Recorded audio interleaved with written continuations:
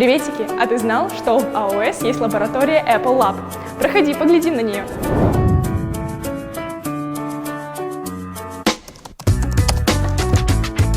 На iMac вы можете изучать все языки программирования и разрабатывать приложения для iOS. А с помощью эмулятора айфона их можно сразу протестировать.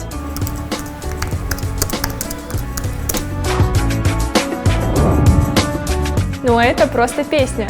Перед вами интерактивная доска, на которую выводится работа студентов с любого iMac, где преподаватель может оставить свои заметки.